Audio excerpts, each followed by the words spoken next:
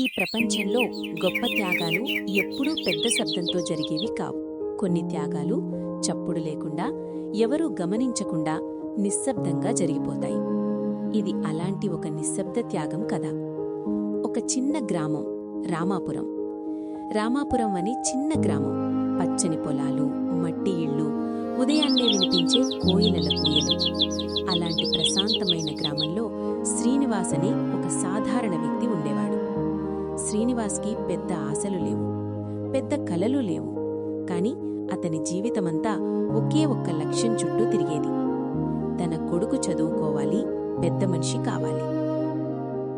శ్రీనివాస్ ఒక రైతు. చిన్న పొలం, అస్థిరమైన ఆదాయం. భార్య లక్ష్మి, కొడుకు అర్జున్. లక్ష్మి ఇంట్లోనే పనిచేసేది. శ్రీనివాస్ పొలంలో పనిచేసి వచ్చే కొద్దిపాటి డబ్బుతో కుటుంబం నడిచేది. కాని అర్జున్ చిన్నప్పటినుంచే చాలా తెలివైన పిల్లవాడు. పుస్తకాలంటే ప్రీమ. స్కూల్లో ఎప్పుడూ ఫస్ట్. టీచర్లు చెప్పేవారు, ఈ పిల్లాడు పెద్ద స్థాయికి వెళ్తాడు. అది వినగానే శ్రీనివాస్ కళ్లలో ఒక వెలుగు మెరిసే.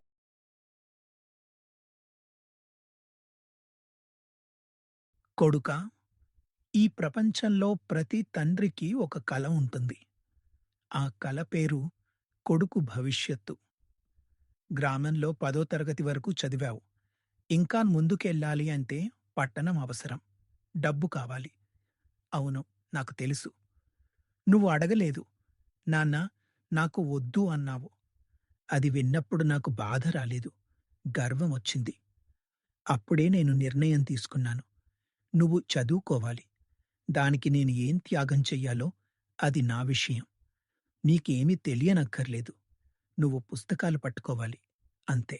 నాన్న, మన గ్రామంలోనే చదివితే సరిపోదా? ఇక్కడే ఉంటే మీ కష్టాలు తగ్గుతాయి కదా.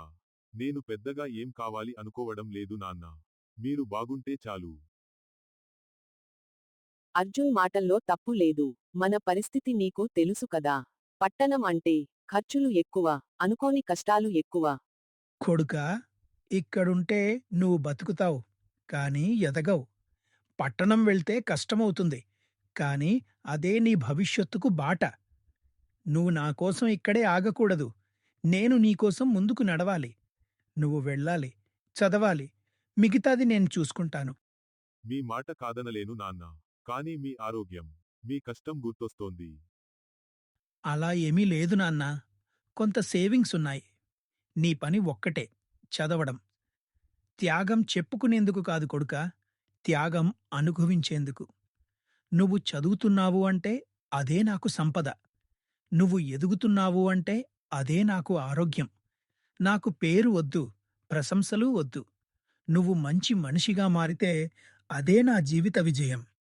ఈ ప్రపంచంలో అందరూ కనిపించే త్యాగాలు చేస్తే కొన్ని త్యాగాలు మాత్రం ఎప్పుడూ వెలుగులోకి రావు. కొన్ని త్యాగాలు అబద్ధాలు వెనక దాగుంటాయి. అంతా బాగుంది అనే మాటల వెనక దాగుంటాయి. నువ్వు చదువు, మిగతాది నేను చూసుకుంటా అని నిశ్శబ్దం వెనక దాగుంటాయి. తల్లిదండ్రులు తమ కష్టాలు పిల్లలకు చెప్పరు. తమ ఆకలి పిల్లలకు చూపించరు. తమ భయాలను నవ్వులలో దాచేస్తారు. ఎందుకంటే వారికి తమ జీవితం కంటే పిల్లల భవిష్యత్తే ముఖ్యము. ఒక తండ్రి తన కలలను కాదు, తన కొడుకు కలలను మోస్తాడు. ఒక తల్లి తన ఆభరణాలను కాదు, తన పిల్లల ఆశలను కాపాడుతుంది. ఈ కథ మనకు చెప్పేది ఒక్కటే: పిల్లలు ఎదిగే ప్రతి మెట్టులో ఎవరైనా ఒకరు వెనక నిశ్శబ్దంగా పడిపోతుంటారు. కాబట్టి మీ విజయంలో మీ తల్లిదండ్రుల కళ్లల్లో కనిపించే ఆ మౌనాన్ని గమనించండి. అది ప్రేమ, అది త్యాగం, అది నిశ్శబ్ద త్యాగం.